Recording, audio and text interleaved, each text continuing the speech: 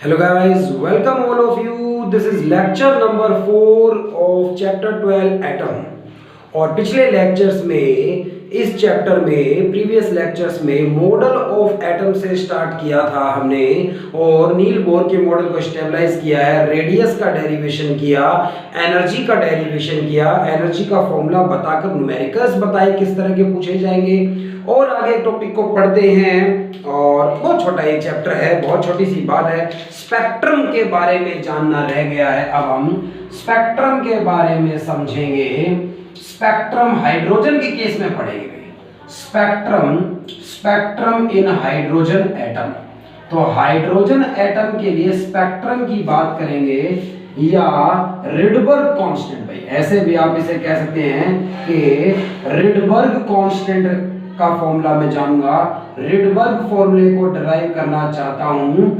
अभी तक पिछले क्वेश्चंस में आपने समझा है कि अगर मुझे कहा जाए कि थर्ड ऑर्बिट से ग्राउंड स्टेट में इलेक्ट्रॉन आ गया है, बताइए फोटोन की फ्रीक्वेंसी क्या होगी, फोटोन की वेवलेंथ क्या होगी। तो आप h new is equal to higher orbit की एनर्जी माइनस लोअर ऑर्बिट की एनर्जी वाले फॉर्मूले का यूज कर सकते हैं, hc बाई लैम्बडा का यूज कर सकते हैं। तो इस तरह से फॉर्मूले यूज कर कर वेवलेंथ फ्रीक्वेंसी बताई जा सकती है, एनर्जी बताई जा सकती है फोटोन की। और भी फॉर्मूले हैं जो बहुत जल्दी आंसर देंगे, कम कैलकुलेशंस जिसमें करनी पड़ेगी आपको, और वो है रिडबर्ग कांस्टेंट का फॉर्मूला। तो मुझे स्पेक्ट्रम के बारे में जानना है कि अलग अलग वेवलेंथ की लाइट क्यों निकलती है। अगर दूसरे से पहले ऑर्बिट में अगर हाइड्रोजन का इलेक्ट्रॉन दूसरे ऑर्बिट से ग्राउंड स्टेट में आ जाए तो वेवलेंथ कितनी होगी लाइट की, किस किस रीजन से वो बिलोंग करेगी, तो ऐसे हमें जानना है। तो किसी भी ऑर्बिट में एनर्जी की बात करें, energy of electron in nth orbit में, किसी भी ऑर्बिट में एनर्जी का फॉर्मूला क्या है। तो किसी भी ऑर्बिट में एनर्जी का फॉर्मूला हाइड्रोजन के लिए -13.6 electron volt upon n square आया था हमारा फॉर्मूला। वो किसी भी ऑर्बिट में एनर्जी देखने के लिए बिल्कुल सही फॉर्मूला है, लेकिन मैं कुछ और फॉर्म देना चाहता हूं इसे, तो मैंने जनरल फॉर्मूला लिख लिया 4 माइनस में 4 pi square m k square z square e की पावर 4 और divided by n square h square. ये एनर्जी का डेरिवेशन आया था। मैंने पोटेंशियल एनर्जी फाइंड आउट की थी, काइनेटिक एनर्जी फाइंड आउट की थी इलेक्ट्रॉन को, दोनों को जोड़कर टोटल एनर्जी आई थी हमारे पास। और उस टोटल एनर्जी के फॉर्मूले में रेडियस की वो वैल्यू रख दी थी मैंने n की टर्म्स में आंसर लाने के लिए, और मेरा ये आंसर आया था। n इसमें छोड़ दिया जाए, बाकी सब चीजें कांस्टेंट है। हाइड्रोजन के लिए z की वैल्यू 1 ली जाएगी, सब कांस्टेंट्स की वैल्यू पुट कर कर इलेक्ट्रॉन वोल्ट में अगर आंसर को चेंज करूं तो 13.6 electron volt by n square ये आंसर बन जाता है। इसी फॉर्मूले से बना था वो। लेकिन फिलहाल मैं आपको ये बता दूं कि energy of electron in nth orbit का ये फॉर्मूला है। तो अगर मान लो एक इलेक्ट्रॉन ने ट्रांजिशन किया है n2 ऑर्बिट से n1 ऑर्बिट में आ गया है, तो let an electron makes a transition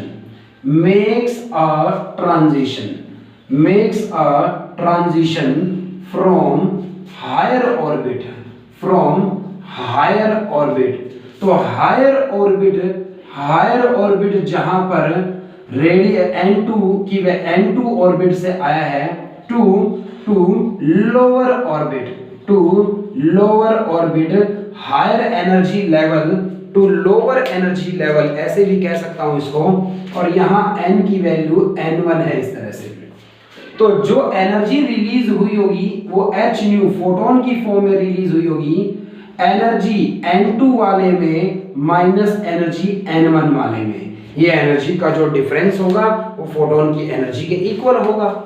इस फॉर्मूले के अकॉर्डिंग किसी भी ऑर्बिट की एनर्जी क्या लिखी जा सकती है, -4 pi square m k square z square e की पावर 4 डिवाइडेड बाई n की जगह n2 पुट करेंगे, n2 का स्क्वायर और h स्क्वायर यहाँ पहले से ही है, माइनस का साइन लगाऊंगा और भाई n1 ऑर्बिट में -4 pi square m k square z square e की पावर 4 अपॉन में n1 का स्क्वायर इनटू में h का स्क्वायर।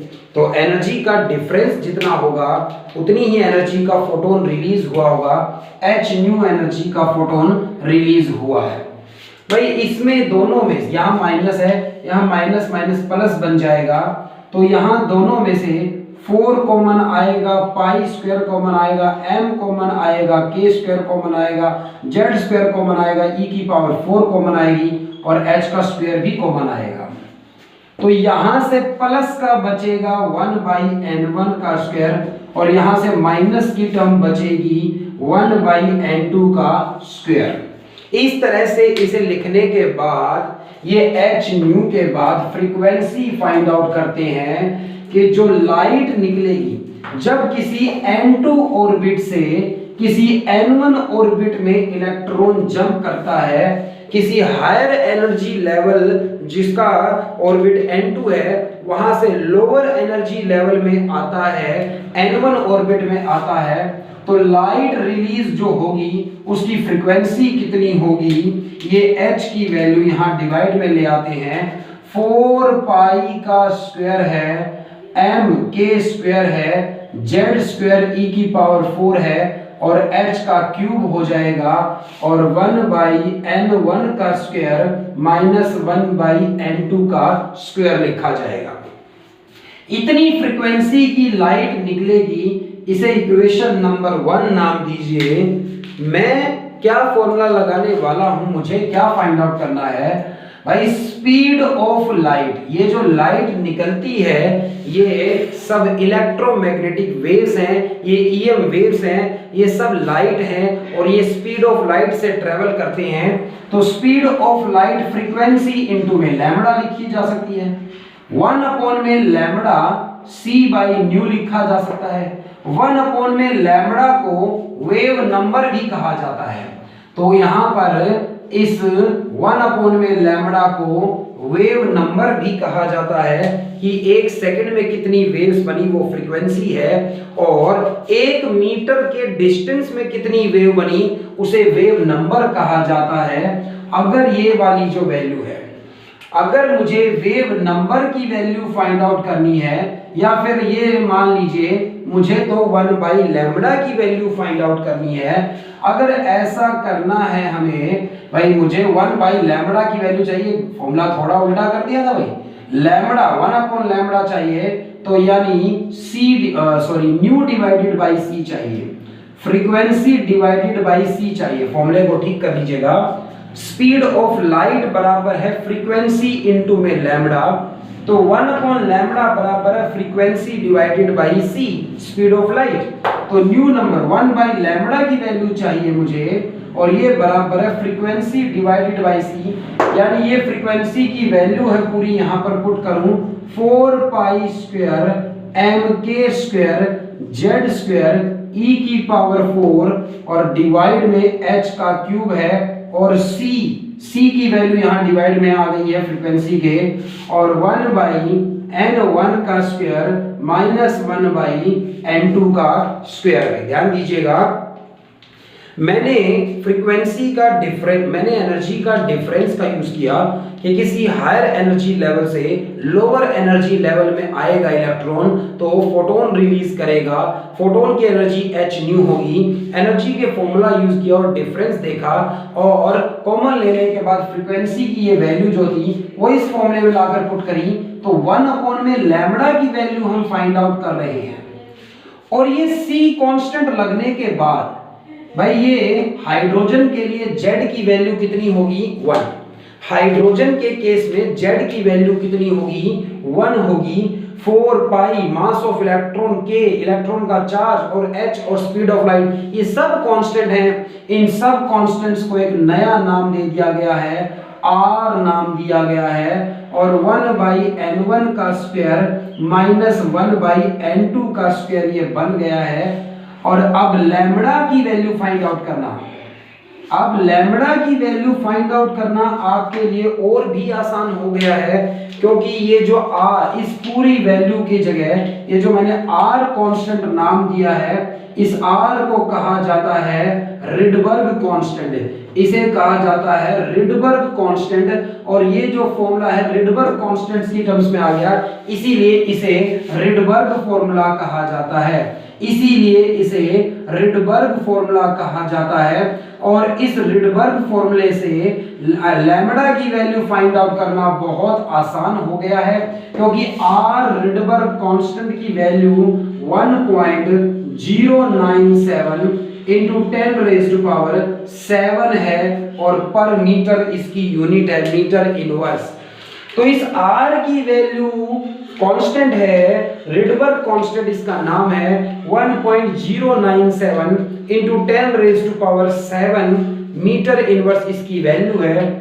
अब वेवलेंथ फाइंड आउट करने के लिए आपको बस क्वेश्चन में ये समझना है कि किस ऑर्बिट से किस ऑर्बिट में ट्रांजिशन किया है। n2 मतलब हायर ऑर्बिट, और n1 मतलब लोअर ऑर्बिट जिसमें आया है। n2 मतलब जिस ऑर्बिट से आया है, और n1 मतलब जिस ऑर्बिट में आया है।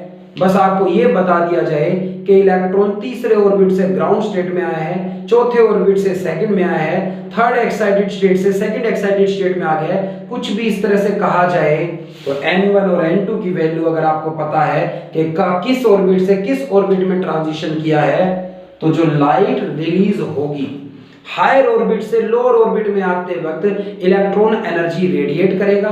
उस वो एनर्जी लाइट की फॉर्म में है।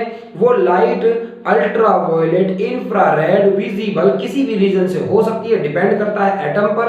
हम स्पेशल हाइड्रोजन की बात करेंगे। तो रिडबर्ग कांस्टेंट की वैल्यू हमें पता है, तो किस वेवलेंथ की लाइट किस केस में रिलीज होगी ये हम जान सकते हैं। और डिस्क्रीट स्पेक्ट्रा में, डिस्क्रीट स्पेक्ट्रा क्यों देखने को मिलता है आपको, मैं ये सिंबल यहां लगाता हूं, मतलब रिडबर्ग फॉर्मूला हमने डिराइव कर लिया है, ये डेरिवेशन हमारा खत्म हुआ कि भाई किस ये फॉर्मूला हमने डिराइव कर लिया है जिससे वेवलेंथ फाइंड आउट की जा सकती है कि किस वेवलेंथ की लाइट रिलीज होगी जब किसी एक ऑर्बिट से दूसरे ऑर्बिट में इलेक्ट्रॉन ट्रांजिशन करता है। और कि अलग अलग ऑर्बिट पर किस ऑर्बिट से किस ऑर्बिट में आया है, इस पर डिपेंड करता है कि किस वेवलेंथ की लाइट निकलेगी। तो इसलिए स्पेक्ट्रल सीरीज, तो स्पेक्ट्रम का मतलब अलग अलग वेवलेंथ की लाइट, कोई भी हो सकती है भाई, इंफ्रारेड, अल्ट्रावायलेट, विजिबल। तो अलग अलग वेवलेंथ की लाइट क्यों निकलती है, क्योंकि वेवलेंथ डिपेंड कर रही है कि किस ऑर्बिट से किस ऑर्बिट में ट्रांजिशन किया है। इसीलिए हाइड्रोजन और दूसरे एटम्स में डिस्क्रीट स्पेक्ट्रा देखने को मिलता है। और वो स्पेक्ट्रा जो देखने को मिलता है अलग अलग वेवलेंथ होती है, तो स्पेक्ट्रल सीरीज के नाम से इसे जाना जाएगा। मैं आपको बता रहा हूं, स्पेक्ट्रल सीरीज की बात बताने वाला हूं। ये स्पेक्ट्रल सीरीज क्या है, बहुत सारे फिजिशियंस ने क्या किया, बताया कि कब कौन सी लाइट निकलेगी। इसे समझने के लिए ये बड़ी इंपॉर्टेंट बात है। मान लीजिए ये न्यूक्लियस है, इस तरह से न्यूक्लियस के चारों तरफ ये पहला ऑर्बिट रहा जिसमें इलेक्ट्रॉन रिवॉल्व कर सकता है। हाइड्रोजन की बात करेंगे तो ये पहला ऑर्बिट रहा इस तरह से। फिर ये दूसरा ऑर्बिट हो सकता है जिसमें इलेक्ट्रॉन घूम सकता है एक्साइटेड होने के बाद। फिर तीसरा ऑर्बिट होगा जिसमें इलेक्ट्रॉन रिवॉल्व कर सकता है। फिर चौथा ऑर्बिट होगा इस तरह से। फिर पांचवा ऑर्बिट होगा इस तरह से। तो 5 ऑर्बिट्स और फिर होगा भाई एक छठा ऑर्बिट भी होगा। मैंने 6 ऑर्बिट्स की बात कर ली भाई इस तरह से। तो पहला, दूसरा, तीसरा, चौथा, पांचवा, छठा, 6 ऑर्बिट्स की बात करता हूं। ऐसे करते करते इन्फिनिटी तक आप जा सकते हैं कि बहुत सारे ऑर्बिट्स होंगे जिसमें इलेक्ट्रॉन रिवॉल्व कर सकता था। हाइड्रोजन एटम की बात करूं तो इलेक्ट्रॉन पहले ऑर्बिट में रिवॉल्व करता है। पहला ऑर्बिट क्या है, उसकी ग्राउंड स्टेट है। एनर्जी लेकर एक्साइटेड हो जाएगा, दूसरे, तीसरे, चौथे, पांचवें, इन्फिनिटी तक जा सकता था इलेक्ट्रॉन, बट वहां से वापस आएगा तो लोअर ऑर्बिट में जब आएगा तो लाइट रिलीज करेगा, एनर्जी रेडिएट करेगा लाइट की फॉर्म में। उस लाइट की कुछ वेवलेंथ, कुछ फ्रीक्वेंसी होगी और किस रीजन से वो बिलोंग करती है, ये स्पेक्ट्रल सीरीज में हमें पढ़ना है। सबसे पहला नाम आता है लाइमन का। इस साइंटिस्ट ने क्या कहा है कि जब कभी भी इलेक्ट्रॉन किसी भी ऑर्बिट से पहले ऑर्बिट में जंप करेगा तो जो लाइट रिलीज होंगी वो सारी की सारी लाइट्स अलग अलग वेवलेंथ की होंगी और वो सारी लाइट्स लाइमन से बिलोंग करेंगी। वो सारी लाइट लाइमन से बिलोंग करेंगी। यानी देखिए, इलेक्ट्रॉन हाइड्रोजन के केस में ग्राउंड स्टेट में पहले ऑर्बिट में है तो ये तो लोवेस्ट एनर्जी लेवल है, इसमें कुछ नहीं कहेंगे। पहले ऑर्बिट में अगर इलेक्ट्रॉन घूम रहा है तो ये लोवेस्ट एनर्जी लेवल है। इलेक्ट्रॉन अगर एक्साइटेड होगा तो दूसरे ऑर्बिट में गया होगा, तीसरे में जा सकता है, चौथे में, पांचवें में, छठे में। तो ये बात हो गई है कि इलेक्ट्रॉन कहां पर हो सकता है, दूसरे तीसरे में। दूसरे ऑर्बिट से इलेक्ट्रॉन अगर पहले में जंप कर सकता है, दूसरे ऑर्बिट से इलेक्ट्रॉन पहले में आ सकता है, या फिर हो सकता है तीसरे से सीधा पहले में आ जाए, चौथे से सीधा पहले में आ जाए, इन्फिनिटी से सीधा पहले में आ जाए। इलेक्ट्रॉन आएगा कहां पर, पहले ऑर्बिट में। उसकी मैंने लोअर ऑर्बिट फिक्स कर दी है कि इलेक्ट्रॉन पहले ऑर्बिट में रिवॉल्व करता है, वहां से एक्साइट होकर दूसरे, तीसरे, पांचवें, छठे या इन्फिनिटी पर कहीं भी आपने इलेक्ट्रॉन को इतना एक्साइट कर दिया है, कितनी एनर्जी दी है उस पर डिपेंड करता है कि कहां जाएगा। अब एक्साइटेड होने के बाद वो वापस आना चाहता है तो हो सकता है वो दूसरे ऑर्बिट में रहा हो और वहां से सीधा पहले में जंप कर जाए, या तीसरे ऑर्बिट में बैठा होगा वहां से सीधा पहले में जंप कर जाए, या चौथे ऑर्बिट में बैठा था वहां से सीधा पहले में जंप कर जाए, या ऐसे चलते चलते कहीं इन्फिनिटी पर था और वहां से सीधा ग्राउंड स्टेट में जंप कर जाए, पहले ऑर्बिट में जंप कर जाए। ये सारे केस पॉसिबल है। लाइनमैन ने उसके आने की पोजीशन फिक्स कर दी है। लाइनमैन कह रहा है इलेक्ट्रॉन आना कहां पर चाहिए, पहले ऑर्बिट में। कहां कहां से आ सकता है, दूसरे से, तीसरे से, चौथे से, पांचवें से। यानी n2 की वैल्यू 2 हो सकती है भाई। मिनिमम केस ये बनता है कि दूसरे ऑर्बिट से पहले में आ जाए, तीसरे ऑर्बिट से पहले में आ जाए, चौथे ऑर्बिट से पहले आ जाए और इन्फिनिटी पर चलने दीजिए भाई। इस तरह से n1 की वैल्यू फिक्स कर दी है कि इलेक्ट्रॉन आएगा किसमें, पहले ऑर्बिट में। आ कहां से सकता है, दूसरा। मिनिमम केस दूसरा हुआ भाई। सबसे पहला केस है दूसरे से पहले में आ जाए, तीसरे से दूसरा हो गया, तीसरे से चौथे, इन्फिनिटी से आ सकता है। इस तरह से इन सभी केस में जो लाइट निकलेगी उनकी वेवलेंथ अल्ट्रावायलेट से बिलोंग करेगी। ये पहला केस लाइमन सीरीज कहलाता है। ये सारी की सारी लाइट लाइमन सीरीज से बिलोंग करेंगी और ये सारी की सारी लाइट जो होंगी वो अल्ट्रावायलेट रीजन की होंगी।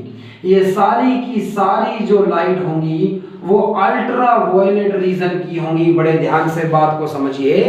स्पेक्ट्रम के बारे में हमें समझना है। तो क्या समझना है, हमें ये पढ़ना है कि किस ऑर्बिट से किस ऑर्बिट में जाने पर किस वेवलेंथ की लाइट रिलीज होगी और वो किस सीरीज से बिलोंग करेगी और किस रीजन से बिलोंग करेगी। तो मैंने ये कहा कि किसी भी ऑर्बिट से अगर इलेक्ट्रॉन सीधा ग्राउंड स्टेट में आ जाए, पहले ऑर्बिट में जंप कर जाए सीधा, तो जो लाइट्स निकलेंगी वो लाइमन सीरीज से बिलोंग करेंगी। वो सारी वेवलेंथ लाइमन की वेवलेंथ कहलाएंगी और उस वक्त जो लाइट निकलेगी वो स्पेक्ट्रम में अल्ट्रावायलेट रीजन की होंगी।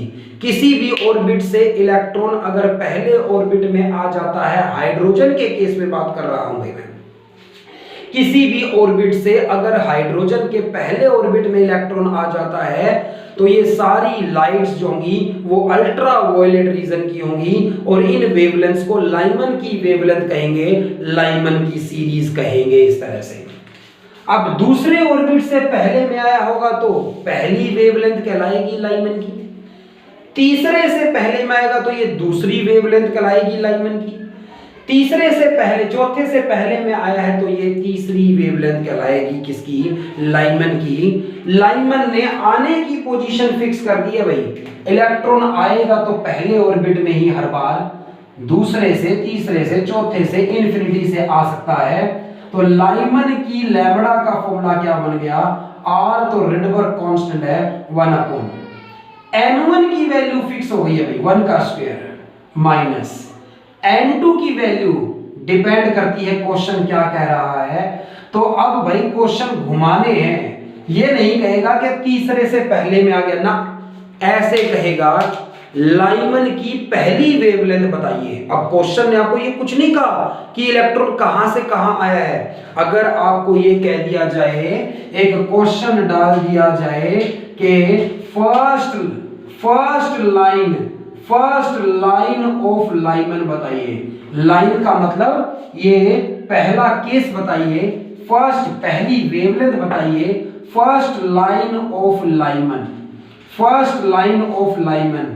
क्वेश्चन ने बस इतना कहा, लाइमन की पहली लाइन बताइए, किस ऑर्बिट से आया है, किस में गया है, कुछ नहीं बताया भाई, बट इतना कहने से ही सब कुछ पता चल गया भाई, क्योंकि उसने कह दिया लाइमन की पहली लाइन बताइए भाई। पहली बात, लाइमन तो फिक्स कर चुका है कि इलेक्ट्रॉन आना कहां पर चाहिए, पहले ऑर्बिट में, तो इसका मतलब आएगा कहां पर, फर्स्ट में। n1 की वैल्यू 1 है, फिक्स है। और पहली लाइन बतानी है लाइमन की, तो केस पॉसिबल कौन कौन से है, कहां कहां से आ सकता है। पहला केस भाई, इलेक्ट्रॉन एक्साइट होकर दूसरे ऑर्बिट में गया था, दूसरे से कहां पर आ जाए, पहले में आ जाए। इस केस में जो लाइट निकलेगी वो लाइमन, तो n2 की वैल्यू 2 हो गई इसका मतलब, और ये लाइमन की पहली लाइन कहलाएगी। इसे अल्फा लाइन भी कह सकते हैं। तो भाई लैम्बडा 1 कह लो या अल्फा कह लो, मैं एक ही बार में समझा रहा हूं।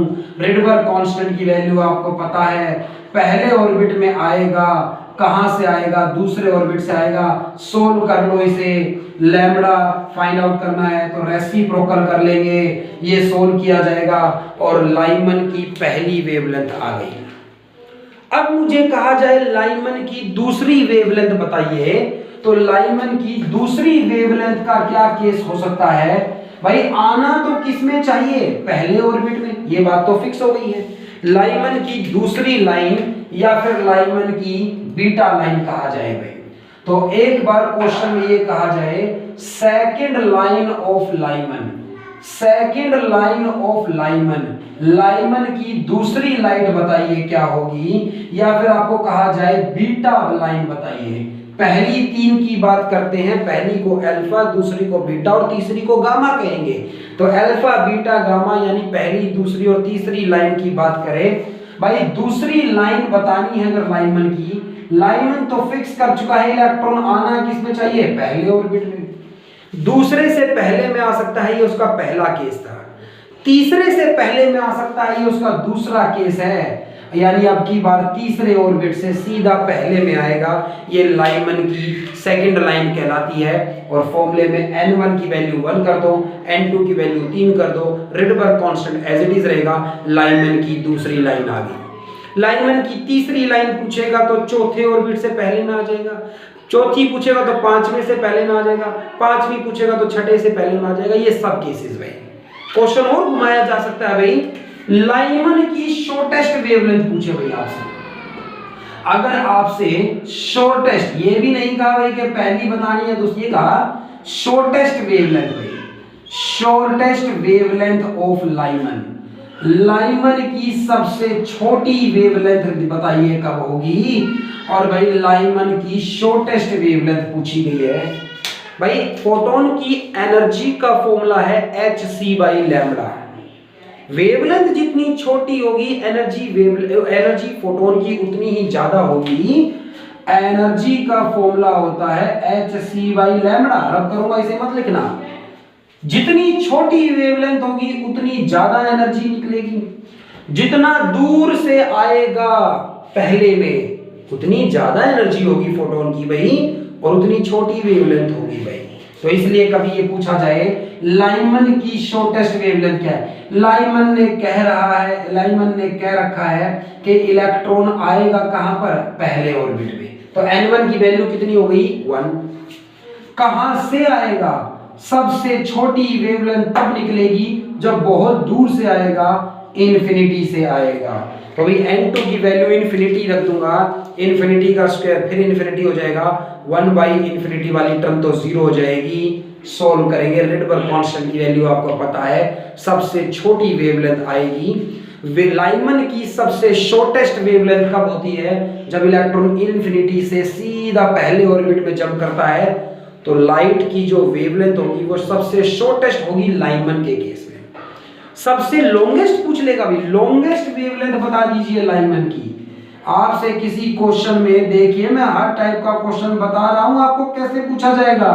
लॉन्गेस्ट वेवलेंथ पूछी जाए आपसे कि सबसे ज्यादा वेवलेंथ, सबसे बड़ी वेवलेंथ कब निकलेगी, लॉन्गेस्ट वेवलेंथ ऑफ लाइमन पूछा है भाई आपसे। लाइमन तो फिक्स कर चुका है कि आना कहां पर चाहिए, पहले ऑर्बिट में। सबसे नजदीक से जब आएगा तो सबसे कम एनर्जी का फोटोन निकलेगा और उसकी वेवलेंथ ज्यादा होगी भाई, hc/लैम्बडा। एनर्जी फोटोन की इनवर्सली प्रोपोर्शनल लैम्बडा के। दूसरे ऑर्बिट से पहले में जब जंप करेगा तो लॉन्गेस्ट वेवलेंथ रहेगी। तो n1 की वैल्यू तो 1 है और n2 की वैल्यू 2 है। ये वैल्यूज लगाकर 1/लैम्बडा is equal to r Rydberg constant 1/n1 का स्क्वायर माइनस 1/ रिडबर्ग फॉर्मूला लगाइए बहुत आसानी से। भाई क्वेश्चंस अब आपसे ऐसे पूछे जाएंगे, ये नहीं कहा तीसरे से पहले में आ गया, तीसरे से दूसरे में आ गया, थर्ड एक्साइटेड स्टेट से ग्राउंड स्टेट में आ गया, वो तो घुमा रहा है क्वेश्चन। लाइमन की पहली वेवलेंथ पूछी है, कुछ नहीं बताया, हम खुद जानते हैं। लाइमन ने कहा इलेक्ट्रॉन पहले ऑर्बिट में आना चाहिए। सबसे पहला केस में कहां से आ सकता है, दूसरे से पहले में। दूसरी लाइन तो तीसरे से पहले में। लॉन्गेस्ट वेवलेंथ पूछेगा तो कहां से आएगा भाई, बिल्कुल नजदीक वाले से, दूसरे से पहले में। शॉर्टेस्ट वेवलेंथ पूछेगा तो इन्फिनिटी से आया होगा भाई। ऐसे क्वेश्चंस आपसे पूछे जाएंगे। ये पहला केस था लाइमन सीरीज का। ये लाइमन ने कहा है इलेक्ट्रॉन पहले ऑर्बिट में आता है जब भी, तो जो लाइट रिलीज होंगी वो सारी लाइट्स अल्ट्रा वायलेट रीजन की होंगी और लाइमन की कहलाएंगी भाई, वो लाइमन सीरीज कहलाएंगी। दूसरी बार क्या हुआ, दूसरी बार आया है दूसरा साइंटिस्ट, इसका नाम है बाल्मर। और बाल्मर सीरीज के नाम से जानूंगा भाई मैं इसको, तो बाल्मर सीरीज के नाम से जानूंगा इसको। बाल्मर ने कह दिया इलेक्ट्रॉन आना किस में चाहिए, दूसरे ऑर्बिट में। आने का ऑर्बिट फिर फिक्स कर दिया है, दूसरे ऑर्बिट में इलेक्ट्रॉन आना चाहिए। पहला केस क्या पॉसिबल है, तीसरे से दूसरे में आ सकता है। ऊपर वाले से लोअर में लाएंगे भाई, ये मत कहना कि पहले से दूसरे में। पहले से दूसरे में जाना या दूसरे से पहले में आना तो लाइमन से जुड़ जाता है, तो ऊपर वाले से लोअर में लाने की बात करिए। बाल्मर ने कह दिया इलेक्ट्रॉन आना किस में चाहिए, दूसरे ऑर्बिट में आना चाहिए भाई। अब कहां से आ सकता है भाई, तीसरे फ्लोर पर बैठा था, दूसरे पे जंप कर गया, तीसरे ऑर्बिट से दूसरे में आ जाए, ये बाल्मर की पहली लाइन कहलाएगी। अब आपको ये नहीं कहेगा कि इलेक्ट्रॉन तीसरे से दूसरे में आए, वेवलेंथ बताइए भाई, कहेगा यार बाल्मर की पहली वेवलेंथ बताओ। अब बाल्मर ने फिक्स कर दिया है कि इलेक्ट्रॉन आना किस में चाहिए, दूसरे में। n1 की वैल्यू तो फिक्स कर दी। अब कहां से आ सकता है, तीसरे से, चौथे से, पांचवें से, इन्फिनिटी से। तो बाल्मर की पहली लाइन, क्वेश्चन ने बस इतना कहा बाल्मर की पहली लाइन बताइए, बाल्मर की दूसरी बताइए, बाल्मर की तीसरी बताइए, बाल्मर की शॉर्टेस्ट बताइए, बाल्मर की लॉन्गेस्ट बताइए भाई। इस तरह से क्वेश्चंस पूछे जा सकते हैं और आप बिल्कुल भी पजल ना हो भाई। बाल्मर का नाम दूसरे नंबर पे है, इसने कहा इलेक्ट्रॉन आना कहां पर चाहिए, दूसरे ऑर्बिट में आना चाहिए भाई। कहां से आ सकता है, तीसरे से, चौथे से, पांचवें से। तीसरे से दूसरे में आता है तो ये पहला पॉसिबल केस था, पहली लाइन निकलेगी, first line of Balmer.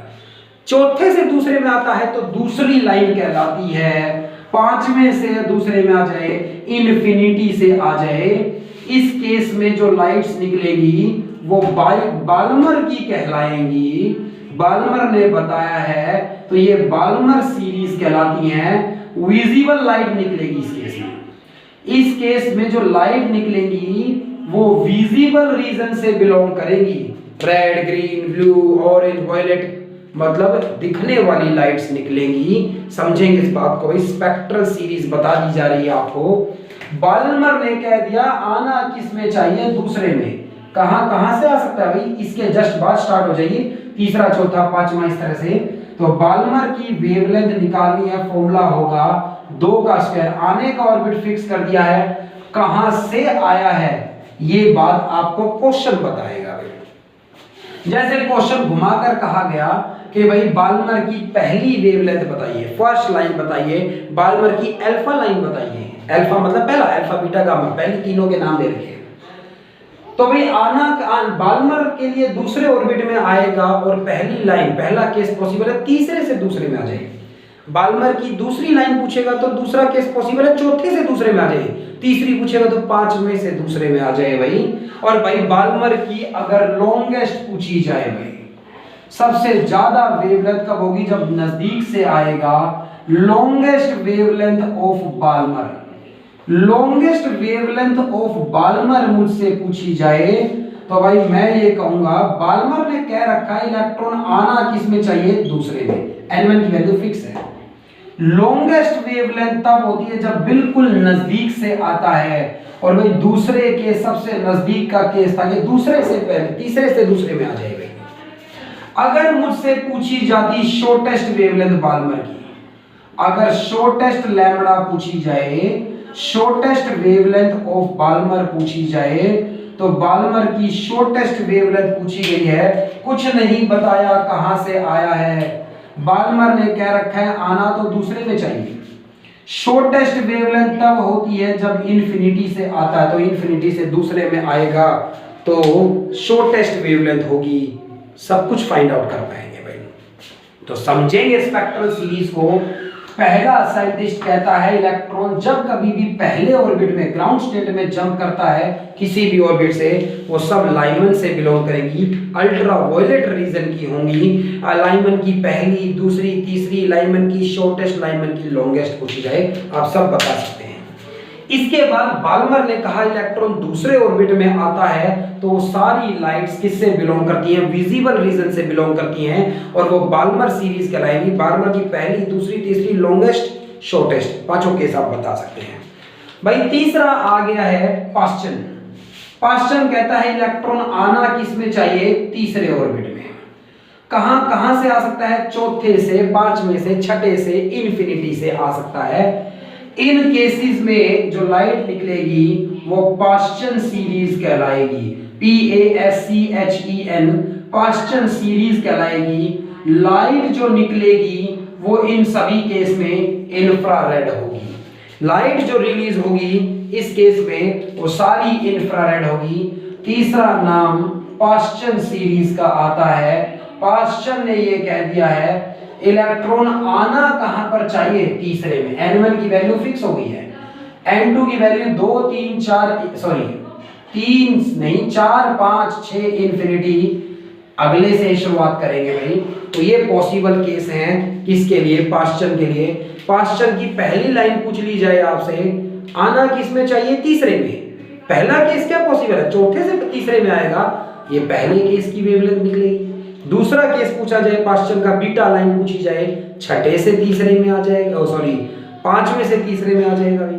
Longest, shortest, फिर लॉन्गेस्ट जब नजदीक से आएगा, चौथे से तीसरे में, शॉर्टेस्ट जब इन्फिनिटी से आएगा भाई। ठीक बात है भाई सभी को।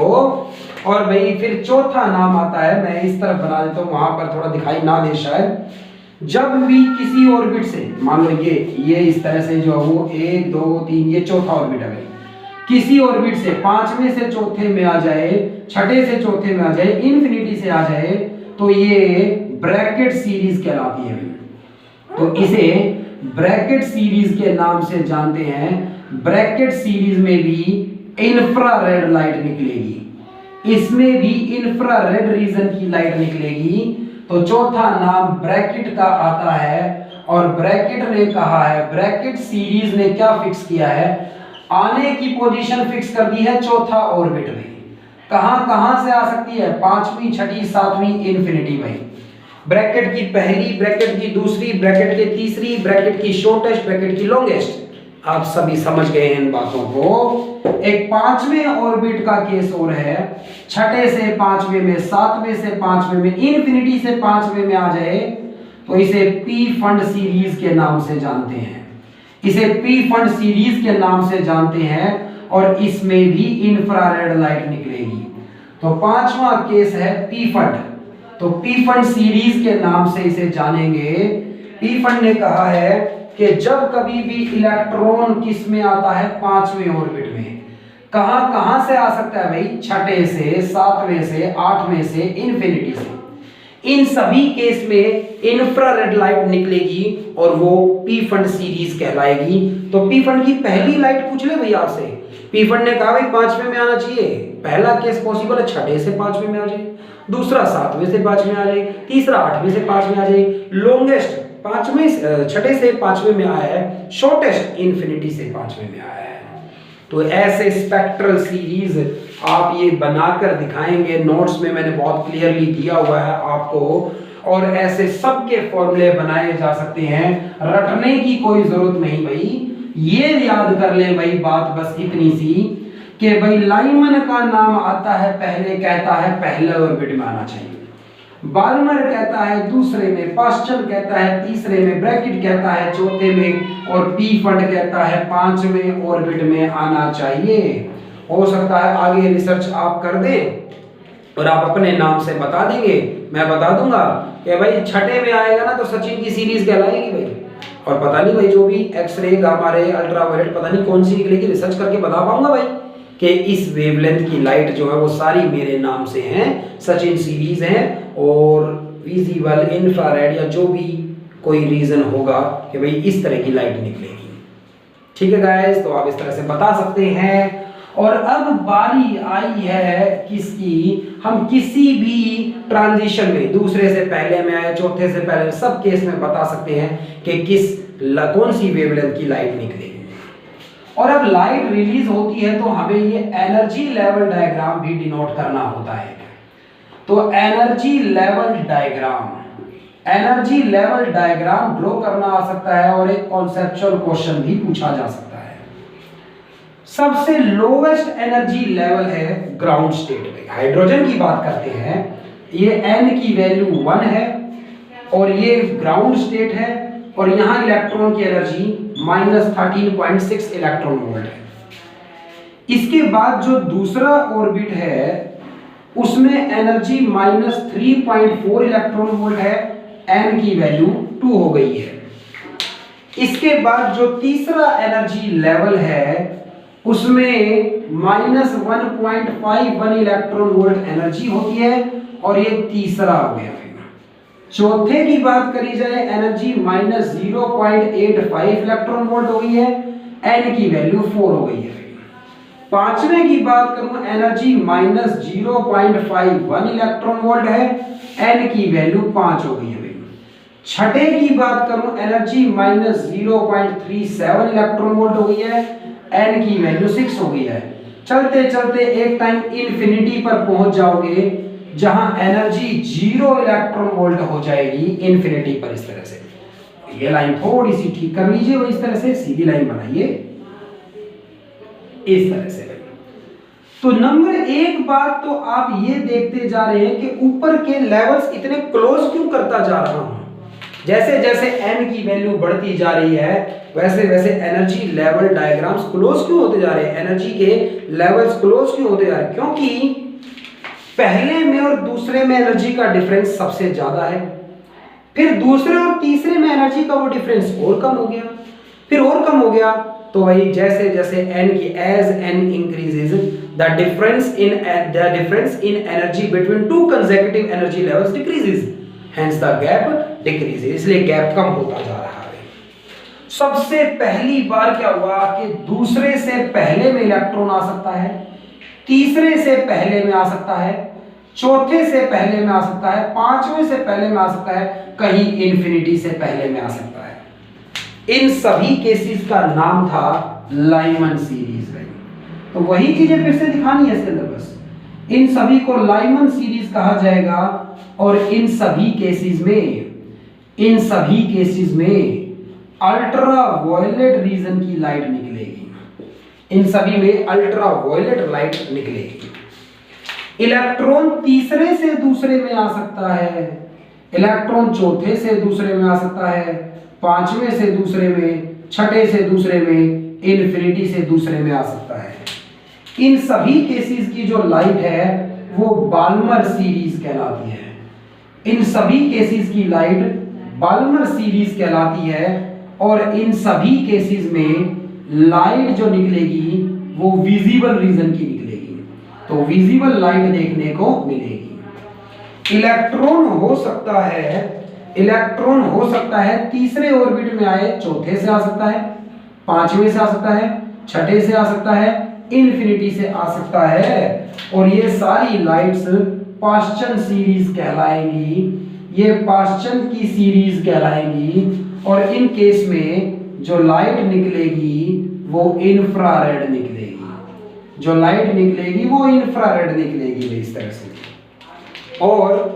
और जब लाइट जो है वो पांचवें चौथे ऑर्बिट में आती है, अगर मान लो पांचवें से, छठे से, कहीं इन्फिनिटी से, तो ये केस ब्रैकेट सीरीज के नाम से जाना जाता है, ब्रैकेट सीरीज कहलाता है। और इस केस में लाइट जो निकलेगी वो इंफ्रारेड निकलेगी।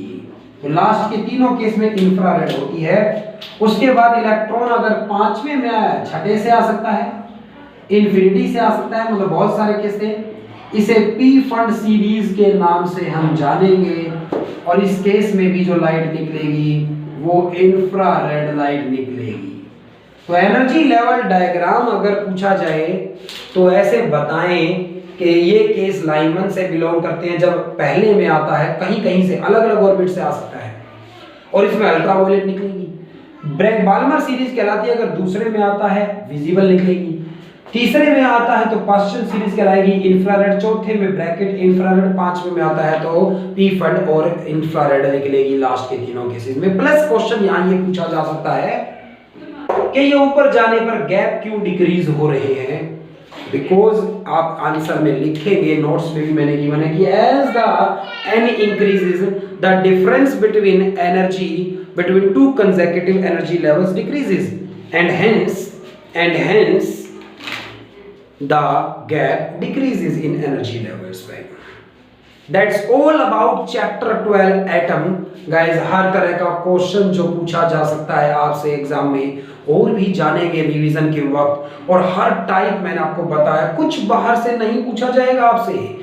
यहाँ जो पढ़ाया गया वीडियो लेक्चर्स को देखिए ध्यान से, नोट्स बनाइए और टेस्ट रेगुलर दीजिए, आप सभी बहुत अच्छा प्रिपेयर करेंगे। और रिवीजन के वक्त और क्वेश्चन जानेंगे कि कितने तरह के क्वेश्चंस बोर्ड में आए और कैसे और पूछे जा सकते हैं। Thanks guys.